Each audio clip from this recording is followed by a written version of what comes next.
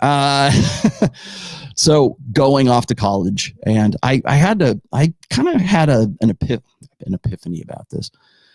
With the amount of money that we pay our teachers, at least here in the United States, I can understand why men would avoid like getting into teaching. I mean, think about all the things that you have to do. You have to actually be learned on a particular subject. Then you've got to learn how to teach. You've got to have teaching credentials, and it requires a lot of money to go into your education just to be a high school teacher, just to be a middle school teacher, just to be able to like teach history or to teach any other than mathematics and probably your coach, you're probably not going to have a male teacher when you're in high school. I would argue that the male teachers that you have are probably either teaching what was, like a physical science maybe, or but for the most part, your teachers are going to be female because that seems like a good idea. It's like men don't want to get into teaching for a lot of reasons. One of them is it's very low paying.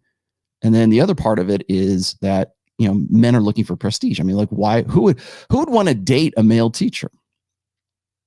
Right? I mean, you're lucky if you're going to turn $50,000. The only way to make money, by the way, in public education here in the United States is to get into administration, not teaching. So, you teach for a little while and then hope you get to be the principal of the school at some point. It's a labor of love. It's a personal thing because we're not paying teachers nearly as much as we should be to educate the future generations. I'm going to show you why that is here. So when you look at the disincentives, let's say, for teaching, men are not going to want to get involved in that. And I know you're going to say this. So here you go. There you go. Right. Bye, Felicia. Well, the disincentives of it is that it's not remember we talked about money, muscles, and status. It's not a high status job. It's not a high paying job. So men are probably more likely to avoid that. And yes, I will address this as well, as like a lot of guys don't want to run the risk of getting into being the only man in an all female teacher school. So when you have, and for a lot of reasons, right? For sexual harassment, for whatever it is, impropriety, I don't care what it is. If that guy does not toe the party line, if he's not a male feminist, he doesn't get along with the ladies in the lunchroom. And imagine going through all those years of college and paying all that money to get that degree and to get your teaching credentials and everything else just to lose your job and your career for some false accusation or from even just suspicions. So it doesn't really make much sense.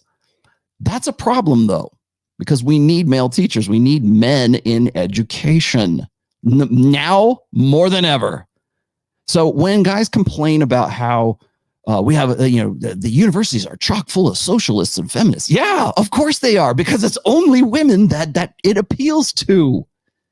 Yeah, when you're paid like $40,000 a year or $36,000, I don't know what the starting salary is for a high school teacher, and it's largely women that it appeals to, and they get into that. Yeah, of course they are. Communism sounds pretty good when you're only making, $36,000 a year. We should all. And so the reason I'm harping on this right now is because I said this on last week's show when I was talking about the differences in how men and women understand certain topics. Like last week was respect. I talked about love before as well. Like men and women do not share mutual concepts of love. Men and women do not share mutual concepts of respect. Men and women also have different approaches to teaching in the schools, in our school systems. You want to know why we raise our boys like defective girls? Because women teach those boys as if they're little girls, or that those little boys should learn like little girls. That's the proper way. Remember what I said. It goes back to the gynocentric social order. The female experience is the correct experience. And if Johnny can't learn like Susie, then Johnny goes to timeout and we medicate him and we sedate him. And we say, Johnny, you have to go into that corner and you take your meds and then come back when you're ready to learn. like the girls, like a good egalitarian, like a good berry picker.